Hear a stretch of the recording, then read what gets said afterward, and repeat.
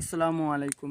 আজকে আমাদের এদিকে কম বেশি সকালবেলায় থেকে রোদ উঠছে আল্লাহর রহমতে। আর রোদ ওঠার কারণ হচ্ছে যে সব ধানগুলো যারা যারা কাটছে ওই ধানগুলো হচ্ছে যে শুকাবে ইনশাআল্লাহ। আল্লাহ যদি রহমত করে আজকে যদি রোদ সারাদিনটায় থাকে তাহলে যেটুকু পানি আছে জমির মধ্যে ওই যে পানিটুকু কিন্তু শুকিয়ে যাবে। আর কিন্তু গাজা এই 3-4 দিনে কিন্তু আমাদের এই যে যারা ধান কাটছে তাদের জমিতে কিন্তু গাজা বাইর হয়েছে, এই ধানটা অনেকটুকুই কিন্তু নষ্ট হয়ে যাবে।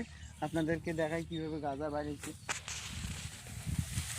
এই যে ধানটা দেখতে পাচ্ছেন, এই যে কিন্তু এই যে গাজা বাইর হয়ে গেছে, কিন্তু এই গাজাগুলো কিন্তু ধানগুলো নষ্ট হয়ে যাবে। আর অত বেশি কিন্তু ধানগুলো পত্তা দিবে না। আর 3 ভাগের 1 ভাগ কিন্তু আরও যদি মনে করেন 2-1 দিন আরও পানি হইতো কিন্তু আরও লস হয়ে যেত পুরাটাই। আর আল্লাহ যদি রোদ দেয় আরও বেশি করে, আজকে সারাদিনে যদি রোদ থাকে তাহলে কিন্তু এই রোদ পানিটা যতটুকু পানি আছে পানিগুলো শুকিয়ে যাবে। আর এই যে এইদিকে দেখতেছেন যে এই যে জমিটা, এই জমিটা পুরাটা কিন্তু শুয়ে গেছে। আমাদের এদিকেও মানে অনেক জমি শুয়ে গেছে। এই কাজটা যদি মনে করেন এই কাজটা যদি মানুষ করতো, আপনারা ভাবেন তাহলে কি না হয়ে যেত। মানুষ যদি এই কাজগুলো করতো যে হালাই দিয়ে, তাহলে মনে করেন আজকে কি হয়ে যেত আপনারা নিজেই ভাববেন। আর আল্লাহ তাআলা করছে, কেউ কিছু বলতে পারতেছে না।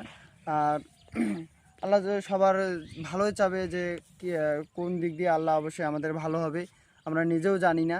আর এক পাশ দিয়ে ক্ষতি হলে আর এক পাশ দিয়ে অবশ্যই লাভ আছে অবশ্যই। আর এই যে আপনারা দোয়া করবেন যেন আমাদের এদিকে আকাশ ভালো হয় তাড়াতাড়ি। আর মনে করেন যারা ধান কাটছে তাদের তো অনেকেই কষ্ট হয়ে যাচ্ছে যে ধানগুলো নষ্ট হয়ে যাচ্ছে। আর ধান তো শুয়ে পড়ছে, সব অনেক জমিয়ে আমাদের এদিকে ধান শুয়ে পড়ছে। আর আশা করি সবাই ভালো থাকবেন, সুস্থ থাকবেন। আসসালামু আলাইকুম।